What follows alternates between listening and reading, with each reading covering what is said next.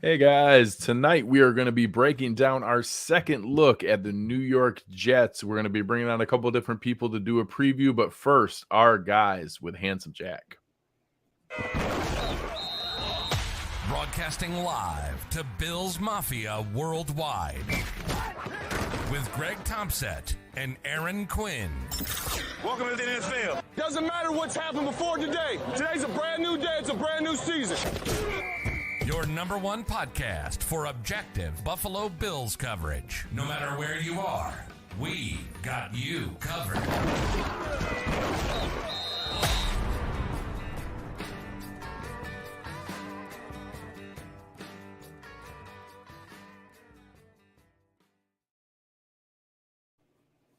Good evening and welcome to the Cover One Buffalo podcast. You're joining your host Greg Tompsett along with my partner in crime Aaron Quinn. Aaron, how we doing? It's been a tough day for the Mafia, man. We're a little bit in shambles, so I won't lie, Greg. I've been looking forward to this one to talk out some of the news of the day here on Wednesday. And then I am honestly really looking forward to this matchup, man. Even with the bad news that came in today, obviously with Von Miller's injury, I'm still looking forward to this matchup and doing this show with you, my man. Yeah. Obviously, for anybody joining right now, we did get some news that we'll talk through with Von Miller, so everybody in the comments know we'll get to that here. We're going to preview the New York Jets game coming up this Sunday. We were planning to have our friend Connor Rogers on from SNYTV, but unfortunately, SNYTV pulled him in for a last-minute appearance on television over some signings with the New York Mets because he's a big famous TV person now. And winter meetings. I know nothing. He told me what was going on. I was like, I appreciate it, Connor. I don't know what any of this means, but I respect you, and I know you wouldn't just stand us up. So he was bummed, but he did talk. We're trying to plan something to maybe still keep that segment. So hopefully fans will keep an eye out for that. Maybe we'll be able to get that together because I love talking to Connor. I had some real questions I wanted to ask him about this Jets team. But yeah, I was honestly curious about a couple of things we'll talk about. And we'll ask some of our guests. We have a couple guys that are going to be coming on to help us out here to be able to talk through some things. But, first I wanted to get a little bit of your thoughts on, today's news, for anyone who's just joining, and I hope I'm not breaking the news to you. But there was a procedure done with Von Miller. It was planned to be a cleanup. And it was not known at the time, but when they went in to do what they thought was going to be a meniscus cleanup that was going to allow him to come back later this season, while they were in there, the surgeon found that his ACL was tore. They did not find that in the physical exam. They did not find that in the MRI, the imaging. But that is, although a little bit rare, is not out of realm and out of the possibility. And it was unfortunately something that while they were in there, they had to take care of once they found that was torn. And I did talk briefly with Kyle Trimble because I wasn't familiar with this situation. I wasn't, I know when people before would joke about like a minor and a major concussion and things like that, and there really isn't a difference. Unfortunately, this is the same. Like, even though it wasn't seen and wasn't whether you want to call it a complete tear or something that showed up in imaging, unfortunately, that doesn't mean that the rehab is all that much less or anything. So there was, in Von Miller's previous ACL injury, which is the same knee back in 2013, he injured it week 16 and he played week 1 the next season.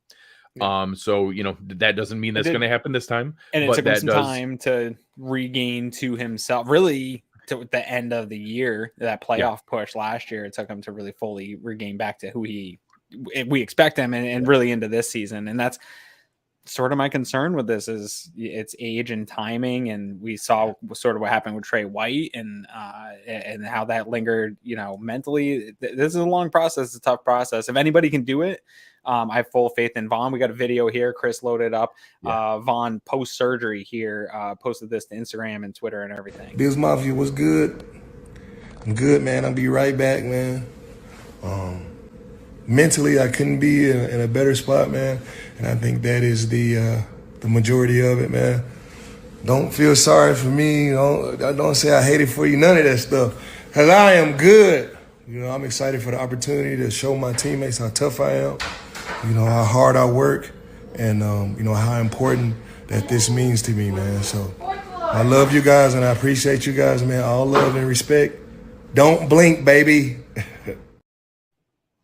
I mean, it really is. We hear tons of athletes go through these types of injuries, these types of surgeries, the rehab process, and then the teams will do stories on them. And everybody has this same conversation, Greg, that it is this mental hurdle and that mental process and what you go into it with. And that seemed to be what the hang up was here for Trey White over about a 2 to 3 week period too at the end of this. And so seeing Vaughn in good spirits and knowing the type of person he is of constantly talking positive and trying to have that positive footing and foundation for everything, that's a big part of what he's going to go through here over the next year. So it's good to see that he's in a positive manner, and he's right. I mean, nobody should feel bad for him. He's still, he's had a very fantastic career. He's made a lot of money in his career. He's still going to be okay. He's going to come back and participate on this Buffalo Bills team for a few years. I feel confident about that. So, but it's good to see him and hear him in that positive light talking about that.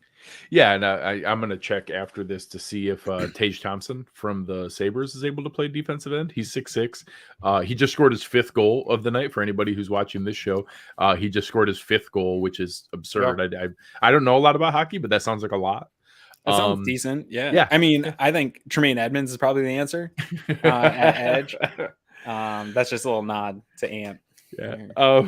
So, guys, we're not going to spend the whole show, depressing ourselves. We talked about it more than I wanted to. Yeah, we're already further down, but I wanted to give it its due time. And I know a lot of people want to know, just from an analysis standpoint, there's no, silver lining here. It's bad news. It's not great. I will stop at some of the kind of nihilism I saw earlier online that this doesn't mean anything for the rest of the season. The Bengals just beat the Chiefs by only sacking him twice.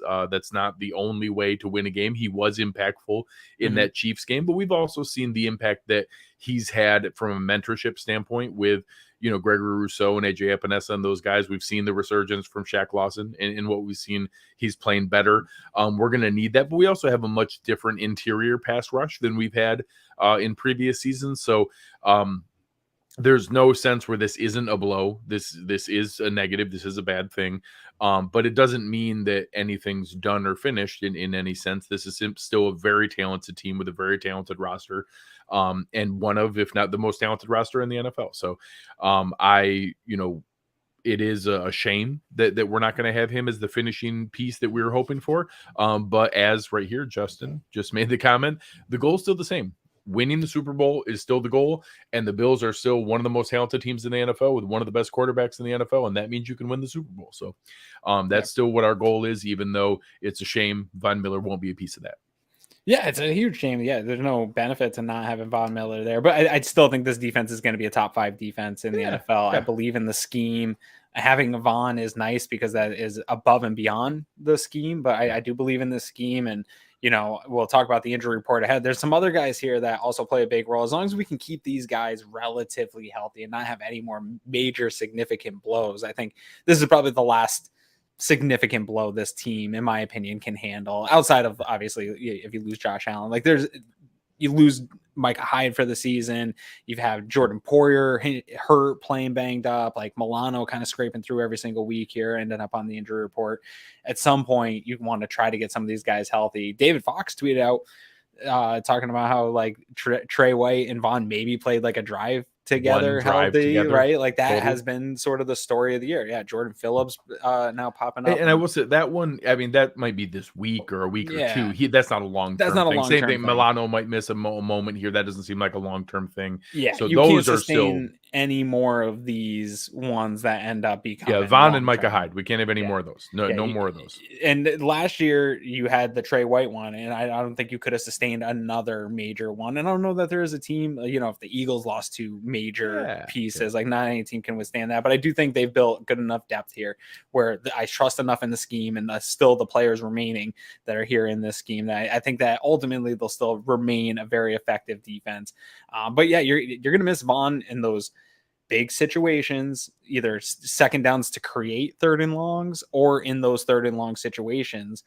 that's where I want to see either Ed Oliver more consistently, because I think he's the guy to probably do it, or that next step from a Greg Rousseau, or the growth of a Basham or Epinesa to be the guy to close out some of those bigger moments, because that's really the impact that I've seen from Vaughn this year, is creating those third and longs, getting on the third downs and getting those big time play sacks. The Bills can get pressure on like any other down, but it seems when they need it the most, that's when everybody starts to fall flat. Yeah, and I think one last comment before we bring on our first guest here. I do think that we will see more from Gregory Rousseau. That I'm confident in, and we need to see more from AJ Epinesa and Boogie Basham. I'm not sure if we will, but we need to.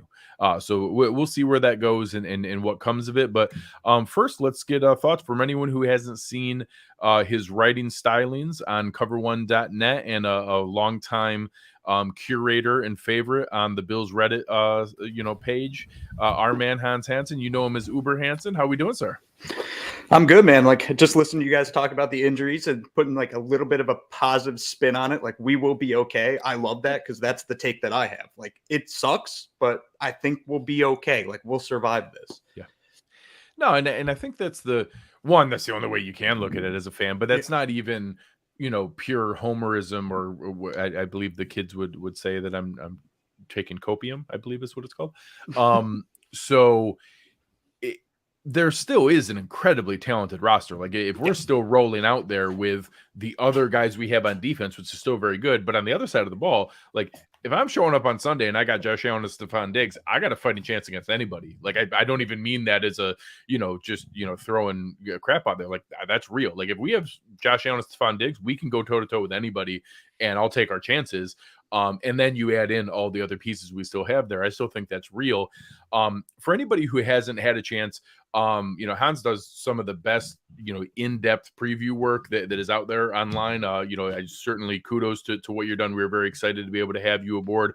Folks that are familiar with the Bills subreddit are familiar with your stylings, but what we won't have a chance to go through everything that you do in your previews, because they're very in depth. What were a couple of the nuggets that really stood out to you this week heading into this second Jets matchup?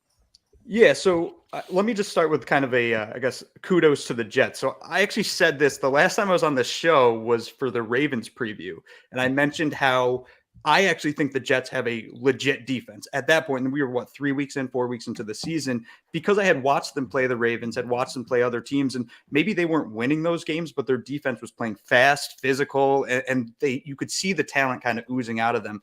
And I think going into that initial Bills Jets game, I think a lot of fans looked at it as like, there's for sure the Bills are going to put up points on this team. And lo and behold, they didn't. I mean, they held Josh Allen to essentially his worst game since the Jaguars game last year, because Sauce Gardner and DJ Reed and, Jordan Whitehead, all these guys actually played like a pivotal role in slowing down Allen. I think we see the same kind of style this time around, but probably not to the same level. Like, Allen is not going to play as poorly as he did last time.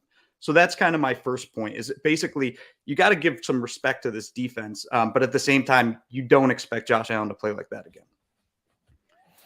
Was there any, so I know one little nugget that you sort of also took a look at was Josh Allen against teams that he's lost to or hasn't fared well against, not necessarily, where did you come up with, what did you find?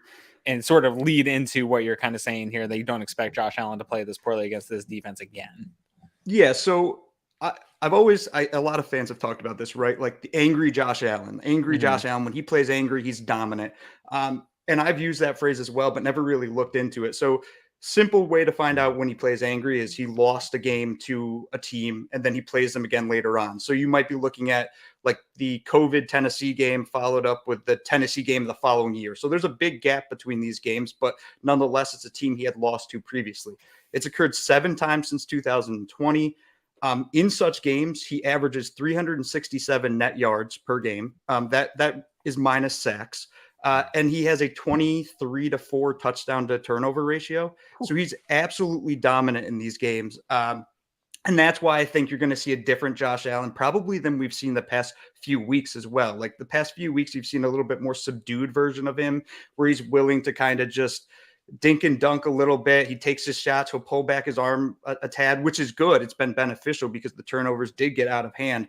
but I think we start to see that confident Josh Allen show up this week. And I think that that's a big deal, and that's going to be the turning point in this game. And I know that we've seen a mix of things. Aaron and I talked about it in the post-game show after this past game, going against the Patriots, where we started to see a little more usage out of James Cook. And we saw a little bit of that shift where for the first time, there actually was more of a split, not only in carries and touches, but in snaps, and especially on passing downs. Is that something that you think will continue to see? Do you think that was an indication of more confidence in Cook? Do you think it was riding the hot hand for the game? Or do you think that's something more sustainable as we go forward? Yeah, so I personally think it's kind of hot hand at this point in time, and Cook getting the experience in the NFL that he didn't have early on. I think they were trying to find him as the hot hand in the first few games, and he just couldn't get hot. He wasn't ready. I think he's ready now. Actually, in fact, I looked this up too. Those two, James Cook and Devin Singletary, the past 3 games are averaging 123 yards per game combined. That's pretty good from a kind of 2 running back system. We're not talking about we have a Derrick Henry that's carrying the ball every single time. We're talking about 2 guys that are carrying the ball, and you should equate those stats together instead of just 1v1v1.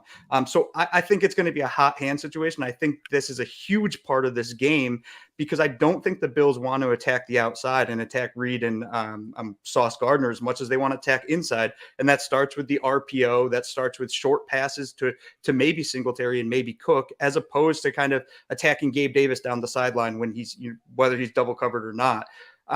So yeah, getting back to your point, I do think that it's riding hot hand. I do think that Cook is getting a little bit more, I guess, confidence from the coaching staff, because you can literally see that burst he has that maybe you didn't see early on because he couldn't get free, and now he's getting free.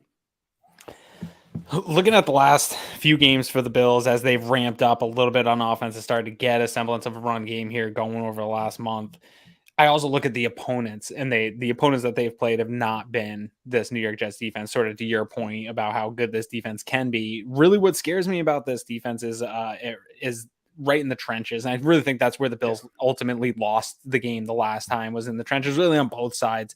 This is looking like it could be a little bit of a cold, wet, kind of like it was in Western New York today, where it's just kind of wet and rainy and snowy all day, and it's like in the 30s. Those days aren't fun, and if you're losing in the trenches, they're a lot worse. Is there anything you've seen that showed up in what you were looking for over the last month of football that makes you think that the Bills are actually going to win that battle in the trenches on either side of the ball in this one? Yeah, so I live in Albany, for people that don't know. So I watch a lot of Jets football just because we get Jets football here, sometimes over Bills games. So sometimes it's computers, the Bills game, in the background I have the Jets game on. The one thing I'll say is Quinnen Williams is an absolute freak. He's going to be all pro first team. It shouldn't even be debated anymore. And I say that as somebody who thinks Aaron Donald's the best defensive player I've ever watched. Quinnen Williams is playing at an Aaron Donald-esque level this season. I mean, he has 9 sacks, which is kind of crazy considering he plays 1 in 3 tech. I think he's going to be a problem, especially, we were kind of talking before the show about how Roger Saffold is on the injury report, designated vet rest, but with a slashed knee or something along those lines. That kind of makes me nervous when you have someone like Quinnen Williams in the middle. And then on the outside, you have John Franklin Myers and Carl Lawson going up against maybe not Deion Dawkins, maybe not David Quessenberry, maybe Bobby Hart. Who knows who's going to be the left tackle of both of those guys. Don't make Greg leave. Don't make Greg leave the show right now. Yeah. And then on the other side, Spencer Brown has had kind of his nicks and cuts this year when it comes to playing teams. Like, there's times when he looks dominant and times where he looks like he's absolutely lost. So the Bills are going to have to game plan, I think, to stop this issue in the trenches. I don't think it's something where you can feasibly look at this Bills team and this Jets team and say that the Bills are going to win that battle. It's going to be quick passing from Josh, the RPO, play action, whatever you have to do to keep them on their heels and not let them get after Allen. Williams is a freak of nature, and it's going to be interesting to see how they balance that. I've been interested to see. I've seen a little bit from Carl Lawson and some of the other pass rushers, but that's where the big next step I think for them is going to come is, can you have someone playing off of Williams? Because he's been dominant, but it's been blitzes or schemed up pressures. We haven't seen a lot of other people finishing things there, and I think that's going to be a big key for this Bills offensive line. I think you can scheme a bit with a dominant presence. We survived Jeffrey Simmons, we survived Aaron Donald, we survived Cam Hayward. We can put together a plan to be able to help. Mitch Morris is smart. He's not powerful. He's not going to be able to one-on-one get those guys, but they can scheme that together to help do that. And his intelligence, along with Saffold's power, Bates' power, you can survive that. Can they bring someone else? Because when you're doing that, now you're losing your help in other places. You can't slide to other places as often, and that's going to be a big test. Getting Deion Dawkins back is going to be a big piece if they can do that. Yeah. Any other pieces that stood out on the defensive side of the ball, or anything? I know there's been a handful of people.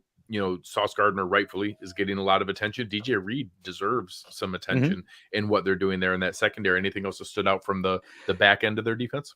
Yeah, I think that the one thing with Sauce Gardner, and I think this will kind of irk some Jets fans, but it is odd watching him play this season, and he's getting the Champ Bailey, Darrell Revis treatment, where the refs let him play way more physical than they let rookie corners play. Even if you go, and they're never going to throw the flag on it. As a football fan, was happy they didn't throw the flag on it. That final throw that Josh hit Gabe Davis right in the hands, he didn't catch the ball. It was PI or holding. It was something. Like, Sauce was all over him. Obviously, they're not going to throw the flag in that situation, but he's been getting kind of that treatment all season. It'll be interesting to see what happens this week, especially because he didn't follow Diggs last game. I think he only covered up Diggs 3 times or something like that. So it'd be interesting to see what happens if Diggs gets his hand on that young gun.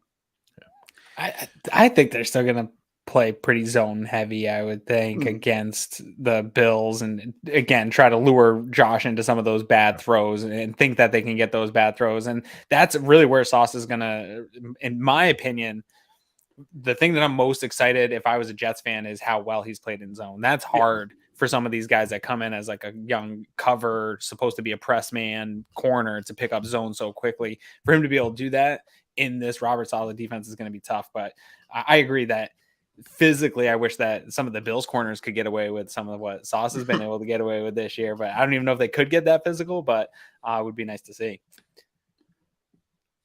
So for the next segment here, I want to bring on our producer, Chris Kepner, be able to get a little bit of time here for our man, Chris. And I want to kind of go around and get some thoughts.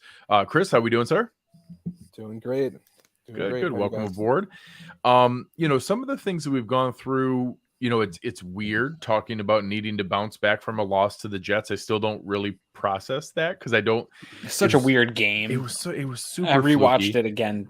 Yeah, same. I painfully went through it again, and it just made me angry to watch it again. Like I still watched it thinking we were gonna just make the couple plays at the end to be able to win that, even though you felt so good that whole first half. You felt really good about the way the game was going, and then just sort of kind of unraveled. But right up to the end, you still felt like this can't be real. You're gonna overcome all this stuff and beat the Jets, and just fell short. Just didn't seem right. That whole game seemed so fluky. I put out a tweet earlier of just all the kickoff to start the game. Like, there was all these little things, the 12-minute camera delay, the Tremaine Edmonds interception overturn, Tyler Bass putting a field goal too hard and curving. Like, you don't see these things. And it was just all this wonkiness that led to, it was almost like I post those infomercial gifs all the time where the guy's just like spilling everything all over himself as he's sitting down. The Bills just couldn't get out of their own way in this one. So to talk about that matchup, Aaron, why don't you kind of walk the people through what you put together here for our DVOA matchup, and that, why this should be the kind of game that we think it's going to be. And then we'll talk about a little bit everybody's thoughts on whether it will be or not. Yeah, so we've seen this a few times this year. For those watching on YouTube, you can see it's a Bills clean slate of the DVOA in terms of totals for offense, defense, special teams, and overall. Right now, the Bills are first still in DVOA overall. The Jets are ninth, so this is a top 10 team according to DVOA. That's one of the tougher teams the Bills have faced in a while here. Bills are fourth overall in offense. The Jets are 19th. Overall in offense, which I do think is going to be probably the story of this game here. For a little bit deeper dive into the offense, the Bills are third overall in pass. They continue to go up in pass. I think last week they were sixth.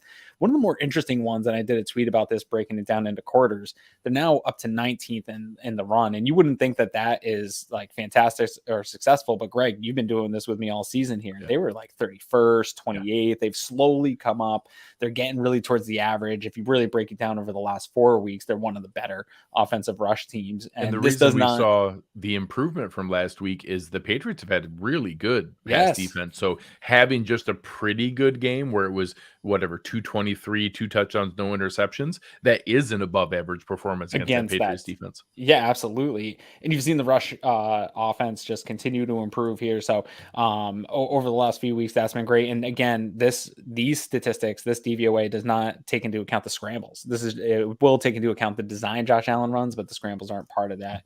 On the Jets offensive side, they're 23rd overall in the pass and 12th overall in the run. So we did see that run game in the last matchup show up, and they're still pretty good in the run so far here. On defense, the Bills are still 4th. They've been sitting kind of hanging out at 3rd or 4th here for the last few weeks.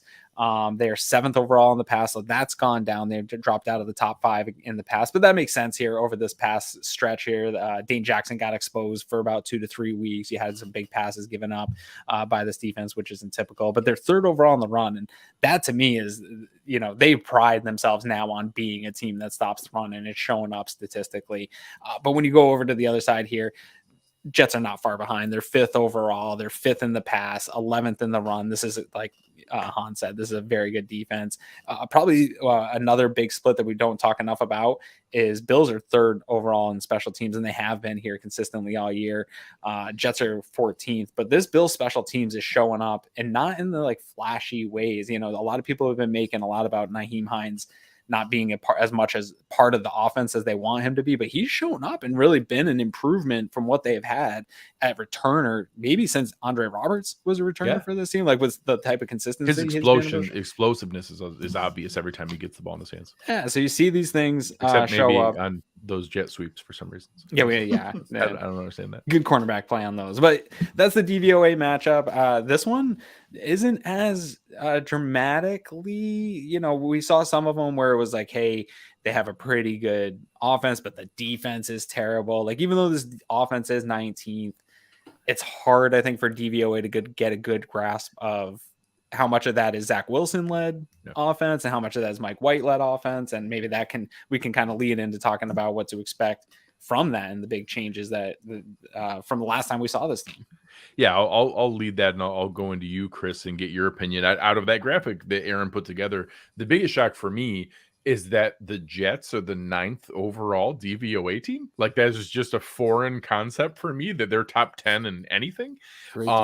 So being able to view it that way, I was listening to a national podcast earlier, and I think it was Robert Mays and Nate Tice on the Athletic football podcast, one of the smarter ones out there. I think it's a really, really good show. And they were talking about the competition for the final wildcard spot. And it's the Jets, it's the Patriots, it's the Chargers, maybe it's a late run from the Raiders. And they said, hey, out of all of those teams, what's the individual unit you feel the most confident in? And they were unanimous that out of all those teams, it's the Jets defense. And that if we're going to pick one thing, it's, hey, that Jets defense might be enough for them to hang on. And it's just so weird for me to hear people say that about the Jets, that they're actually have a dominant unit in one thing. So, Chris, what are your thoughts on if this is a team that, hey, oh, you plucky guys, good job so far, but okay, you pat your heads, go back down to what you were doing? Or is this, hey, that wake-up call wasn't just an ugly game, this is now a matchup we need to take seriously each season? I mean, there's definitely a history of ugly games between these two teams, but I think they're for real. I think that they're an up-and-coming team. I think that we do need to take the matchup seriously going forward. A lot of youth on the team. Obviously the big story is Vaughn is being out, and the whole defensive line has to step up to replace Vaughn. But we might miss Milano, but we didn't have Milano in the last game, and we also didn't have Trey White. And on top of that, we didn't have Poyer. So, Poyer and White back is a big addition, and obviously getting. Jaquan Johnson was a big part of that loss, right? If we're being honest. Yeah, we've seen that Mike White will be a little careless with his throws, and he's prone to interceptions. I think it was Kyle Salagi on the Roundup on Monday who said if there's a prop bet out there for 2 Jordan Poyer interceptions, you should smash that, which might be a little aggressive, but that, Hey, I like it. It's a hot take. I like it. But to that Mike White point, and maybe to anyone who wants to take this, it kind of tying into what Greg's saying here, if there's a team in that wild card race that does cause you any sort of concern, I do think that it's the Jets. And I don't think Mike White could be this, but if you could get somebody to just play that like Jimmy Garoppolo, let's get the ball out fast, get it to these playmakers, let them do stuff, which Mike White is somewhat attempting to do in these games. He is getting the ball out faster than Zach Wilson was. He is playing within this offense a little bit more. If they can refine that and limit those turnovers, that is a scary brand of football that you really can you don't need a top tier quarterback. You just need somebody that can run the ship. It's going to be a question of, is Mike White going to continue to have 3-4 turnover type games in his career? And he didn't have great success against the Bills. And I know the Bills coaching staff is known for getting in young QBs' heads and making them see things that they're not seeing. And having Jordan Poyer, to your point, Chris, only allows them to kind of mess with you a little bit more. I think that this could be the type of telling game is, can the Jets be something in the playoffs that gives you that type of concern where he can be good enough to just keep that offense running and in check and score enough points to keep that defense in games? Or is he going to be this sort of wild card that could turn the ball over 3-4 times at any given point? Yeah, and the Jets, they've got kind of a tough schedule down the stretch here. I mean, they've got the Lions, who we saw them a couple of weeks ago. They're a good team. The Seahawks and the Dolphins are on there. I mean, they're going to have to protect the football if they want to make a run at that wild card spot. But I think if they can do that, they are generating offense, and they already had an elite defense. So I think there's definitely a shot. How about you, Hans? Yeah, just talking about Mike White, like, he's a massive upgrade over Zach Wilson. I mean that literally massive upgrade. Zach Wilson was an atrocity at quarterback, and except for the one time. Yeah. Yeah. Calling him the 32nd best starting quarterback actually was like, didn't bring proper perspective to how far below he was as the worst quarterback in the NFL. So a massive upgrade can be, hey, Mike White is the 26th best quarterback in the NFL, but that's just such a huge jump from how horrible Wilson was that it feels a ton better. Yeah, and to that point, kind of like, I think Mike White actually fits this team better too. Like, he's got that quick throw. He can throw kind of short passes. He's less erratic. So it allows you to get Garrett Wilson more involved, Elijah Moore more involved. It lets you use those tight ends, where Zach Wilson he wasn't really seeing the field at all, and he would just throw it. He tries to throw a ball away, and he throws it to the other team. Like, Zach Wilson was so bad for this team that anything was going to be better. And even I think Joe Flacco was a significantly better quarterback. So I know we do have Jordan Poyer back this week, and we do have Trey White, and those are humongous gets for the Bills. And hopefully, everyone else is healthy, but Mike White is better than Zach Wilson was, and we lost to Zach Wilson. Yeah. And I think Kevin, so everybody not checking out the Going Deep podcast, make sure you're checking out Kevin and Mike over there. This is the one I'm curious about. So we saw this last year. Mike White was this revelation last year, coming in 2 amazing games, and then comes in and McDermott and Frazier have him spinning circles, and he has a 4 interception game. This is now a second year of Mike White. Weirdly, he's coming into his third game again, coming off of that. And now the third game faces, Sean McDermott and Leslie Frazier. We don't have that record against first and second year quarterbacks for no reason. Yeah. I'm really curious if White can stay within the system, because I think you're spot on, Hans, on the way that you approached that. When you have Garrett Wilson, when you have EJ Moore, when you have the guys that are there, that you can be able to take advantage of their skill set and not feel like you have to be the guy to save the day. It was, somebody made the thing that it was just foreign for any Jets receiver to see a guy take 3 steps, plant his foot, and throw. Like, nothing was ever on schedule with Zach Wilson. And just having somebody who can literally functionally run the offense is such an upgrade. I'm curious, that's still based on him. He can take 3 steps, plant his foot, and make the read because he thinks he knows where to go. If Frazier and McDermott can mess with that, is that where we'll see things unravel? That's my curiosity. And he's coming off games against the Bears and the Vikings, who aren't exactly That Vikings game was juggernauts on not the pretty. No, The stats it look wasn't. prettier than that game was. And the stats, if you go like midway through the third quarter, Yeah. it was wretched. And then there's Yeah. a ton of garbage. Playing stat catch time, up. Yeah. 57 attempts to get to the 300 and some yards, but still no touchdowns, 2 interceptions. Not a pretty game. Yeah. I think that is how this Shanahan style offense is going to succeed, of having those Jimmy G type dudes that can do it and can play within it. Yeah. Play within the system, get these guys the ball and let them go.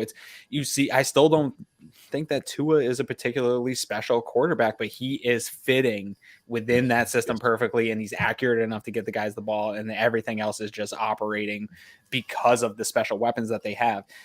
Dude, to the point earlier when we're talking about their schedule coming up and how tough the Lions are, I look at both these teams, man.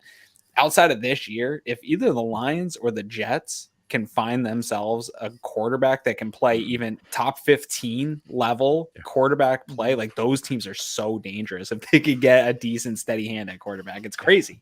Oh God. My guy, Danny Heifetz over on the Ringer fantasy show keeps bringing up wanting the Packers to trade Aaron Rodgers to the Jets. I'm like, no, I want nothing to do with that. I have no interest in that whatsoever. No. Do not want that. Because the rest of the other 52 guys on that roster are legit. Like they're putting together talent on that team. And next year, if you get, I don't know if Mekhi Becton's ever going to play again, but they'll get Breece Hall back and they're going to get some of these injured guys back. Man, there's a lot of talent on that roster. I do not want them to figure out the quarterback position and all of a sudden have a competent guy at the helm there. That's going to be a problem. So let's go a little bit now into kind of prediction mode here and start to figure out what we think we're going to see for this game on Sunday. And I'll lead off with just some thoughts on the overall. I do think we have to respect this Jets defense. I do think Quinnen Williams is going to be annoying. I do think that we're probably going to see Sam Martin more than we want to. I also think we can put up points. I think that we're going to be able to score on this team.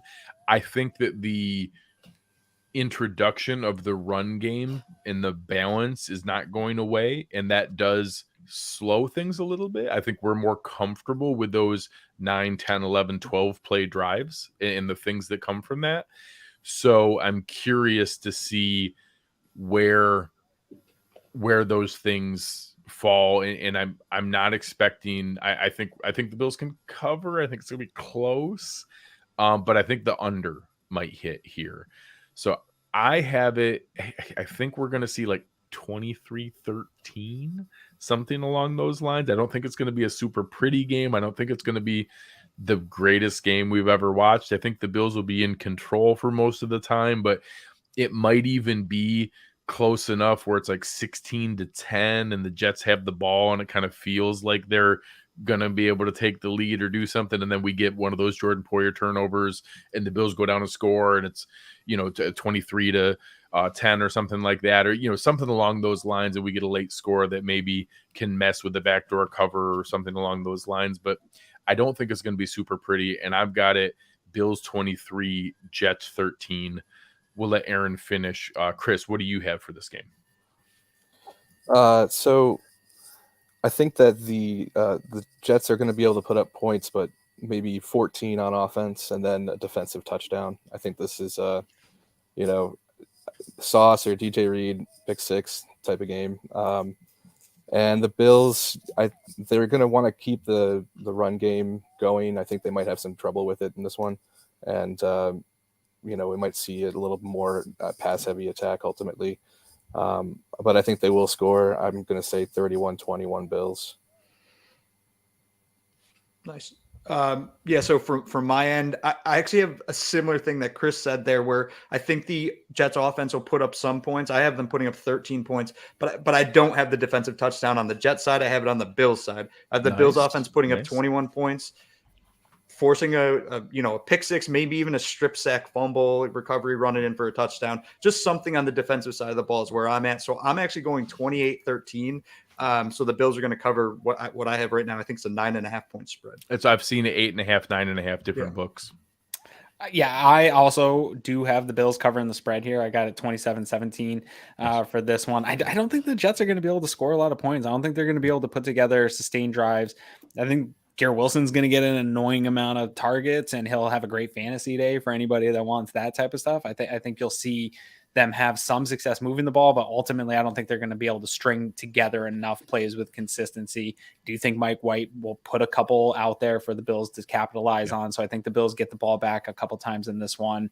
And I do think that the Bills offense has gotten a little bit better incrementally here over the last month. I've seen more creativity from Dorsey. We've seen some more matchup dependent creativity, ways to find the guys the ball that they need to get the ball in their hands. And I think that we're going to continue to see that type of growth from Dorsey, this offense. And I think some of those drives last time around in that second half that the defense continued to get stops and give the Bills back the ball, I think you see finishing a little bit more often, one or two more of those drives, and that's all the difference in this game. I think the Bills can just finish one or two more of those drives, get the field goal on the board that they ended up missing. You see a totally different game in the last one, and I think we'll see it again in this one. I do think the Bills are still a class above the New York Jets, top to bottom. I really do. I think the Jets are a really good team. They're an up-and-coming team. I like the way they're building that roster, but I think the Bills are in a different spot. And to Uber's point earlier, to Han's point earlier, that Angry Josh stuff is real. I think that the Bills are not going to come out and lay the type of performance that they did out on the Jets again this year. I think they're going to come out and try to remind them who is still in charge of the AFC East. And it's the Bills until someone else proves that. Yeah, and there's a couple of comments in the chat that it is interesting to see the Jets are a pretty good team, and to see the Bills as a 9.5 point favorite, that should actually be the indicator or reminder for people that this is still a really talented team. The Bills are incredibly talented and a very deep roster, that the fact that they've been able to survive these injuries and still win the last three games they have, which was 3 games in 12 days, all on the road with weird circumstances and tons of injuries and weather and all the different things, that really speaks to the coaching and the talent on this roster. And no, all the games weren't perfect or pretty, but they were able to get wins there, and to be able to do that and now have those 10 days off to come back into this spot, I think really speaks to the potential for this team. And that's the final topic I want to kind of go around the room and just kind of get a feeling for, with what we've seen, with the obviously the Von Miller news, with knowing that Micah Hyde is very likely done for the season. I know a couple of people have said that there's maybe some sliver of hope that maybe he could play in a Super Bowl or something crazy. Have your expectations or thoughts on what you think will happen for the season, has that changed? We'll start with you, Hans. And has this, I mean, I guess it's silly not to think that it hasn't impacted it some. Has it drastically changed what your thoughts are on the rest of the season and what this team can accomplish? Yeah, so I won't say like the Von Miller situation in isolation has drastically changed my opinion on the season, but my opinion has changed from the start till now, with losing Micah Hyde and losing Von Miller and Trey still working back and all the other little nagging injuries that just seem to keep bothering this Bills team. Like Aaron said earlier in the show, one more, then I don't know if the Bills can survive that. But right now, this team, I do think, at least on the defensive side of the ball, has a comparable roster to what they had last year, and they were a coin toss away from the AFC Championship game. So if the Bills find a way to at least get home field advantage and they go into the playoffs with essentially a comparable roster, actually on both sides of the ball, with that home field advantage, I think that's the difference. And the Bills can still find themselves in the Super Bowl and compete for a championship, compared to where I was at the start of the season, where I was like, this team is so good, I don't see how they lose. Well, now I see it's just people getting hurt. Sure. I think it's a good way to look at it. How about you, Chris? Yeah, I mean, my opinion hasn't changed too much on the projection or the expectation for the team. Losing Von, I'm not going to say it's not a big deal. It's a big deal. But I think that Von actually makes up for some of his loss on the field by his impact off the field. And I think that the D-line is going to step up in a way that's going to make people pay attention, because he has a way of motivating these guys. We saw it, against the Rams. They had a huge day. I mean, everybody was eating that day. I think we might see some more of that down the stretch. And just I think Hans made a great point, obviously, about trying to keep the number 1 seed. That's obviously a priority. But I think that I like their chances, even if they don't have a home playoff game, honestly. Aaron, how about you? Yeah. So, I mean, I'm still. Buffalo Bills going undefeated. And we're going to the Super Bowl. Yeah, that's. And nothing doesn't change for me, Greg. No, Von Miller's for sure. That impacts it. You got him. We were saying the whole time when the injury didn't feel like it was going to be significant. We were going to get him back in a month. The buzzword was you got him for January, February football, right? So that hurts that you had this guy that you thought was that going to be that closer in these big situations. I still want to see who's going to step up and be that. I think the test for me, as much as we talked about this Jets team and how I'm not going to look past them, the real test for me about what this team is going to be that Dolphins game. I think the Dolphins are showing that they are probably the most potent, explosive offense that you could potentially face in the NFL. And if the Bills can go in and handle that game, and I don't even need them to win, but don't have that offense be so explosive that they just run you all over the field type of game, then I feel like the Bills defense is good enough to hang with anybody. The DVOA is there, the statistics show there. They have enough pieces to get this done. To your point, Craig, like if that offense shows up with Josh Allen, Stephon Diggs, the other auxiliary weapons that they always at least have, I'll take that against anybody, right? And so if the defense can hold up against some of these speedier teams, against your Mahomes, against this Tyreek Hill-led Dolphins team, I'm going to feel a lot better. So in 2 weeks, I'll know if I'm really feeling like they can make this run and do a special one. But right now going into it, I feel like there isn't a better team position to do it. It's them and the Eagles and maybe the Cowboys. It's those 3 teams are really at the top. And then everybody else is trying to crack into that top tier right now. Yeah. Yeah, and I think it's okay to even put Cincinnati, Dallas in the, Dallas is the hottest team in the league right now. They're scoring freaking 40, 50 points every week. Cincinnati just beat KC. Like, I think there's a top tier of groups, whether it's I probably would have put San Francisco in there if they hadn't just lost, Jimmy G. But having that group, the Bills are still easily in that tier. And I think that, we saw, Stephon Diggs put, Sauce Gardner in the blender on the first play of the game last year. I was a little surprised we didn't go more at that and we let them kind of go there. I think that we're going to see a little bit more aggressive approach there.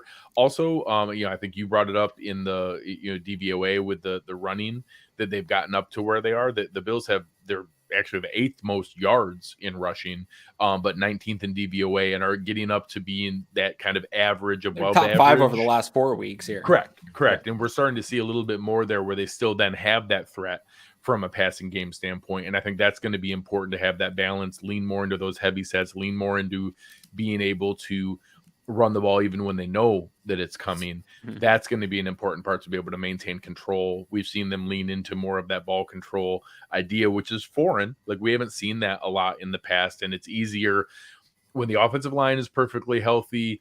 It's easier to just, drop back and, hey, Josh, go figure it out for us and just chuck it all day. I don't mind having that balance a little bit more here. And maybe if we start to get things put back in that direction where we feel like Josh is going to be fully protected and we've got the full complement of weapons out there, maybe there is a little bit more that we can lean into. But right now, I think that, we should still have very high expectations. We still should expect this team to go out and be favored to win every week. They need to avenge this loss to the Jets. The Jets won last time. They pulled it off. Like, I do think the Bills did plenty to allow that to happen, but the Jets are a talented team, and if they don't take this seriously, and if they're looking ahead at a rematch to Miami, if they're thinking ahead about the home field advantage of things, that's when you trip up again. So they need to be able to take this Jets team seriously. They need to show up. They need to take care of business. The last time we were here, they jumped out to a 14-3 lead and then started to let it crumble away and let this Jets team back in the game when they certainly should have been able to control that. And there were some things that I think they can do, especially having Gregory Rousseau, having some of those pieces back that can help from a run defense standpoint, I think could be a big impact for it. So any final thoughts? We'll go back around. Anything else you want to share with Bills fans, or anything else maybe that you have coming up that you're working on? How about you, Hans? Yeah, I guess just one last final thought on the game. One thing to keep an eye on is the return guys on both teams. Nyheim Hines is one of the more dominant returners in the NFL on punt, and he's kind of getting there on kick. But Braxton Berrios was all-pro first team last year for a reason, and he hasn't really broke one yet this year for the Jets, but he is a dangerous weapon. So if the Bills do have to punt, there could be a lot of pressure on Sam Martin to kind of put the ball in a spot where Berrios can't make a play on it. As for things I have coming up just this Friday, the written piece you were speaking about earlier, the matchup preview will come out Friday morning, I think around like 7:30 in the morning. It's a long read, so it's one you just kind of grab your coffee, put on whatever morning show you watch in the background and give it a read. Tell me if you like it. Absolutely. Chris, any final thoughts for the people? So there was a sequence in the first half last week where Josh Allen, did his hurdle thing and took a pretty hard hit at the end of that play, and right after that was an option play where Josh could take the ball up the middle or give it to Hines going left around the end, and he gave it to Hines even though it seemed like the play was up the middle, and I think that was because he had just taken a big hit. I feel like there needs to be a little bit more either Ken Dorsey being aware of not putting a play out there that Josh running is an option when he shouldn't be running because, he just took a hard fall or something. Got to kind of protect him from himself almost. Exactly. Either that or there needs to be a better system for Josh being able to communicate that to Dorsey that, okay, I don't want to run this play. Because if they're sending an option play out there where Josh running is an option and it's not really an option, then they only have one option. I refuse to believe that any hit could keep Josh from just running into chaos. I just can't.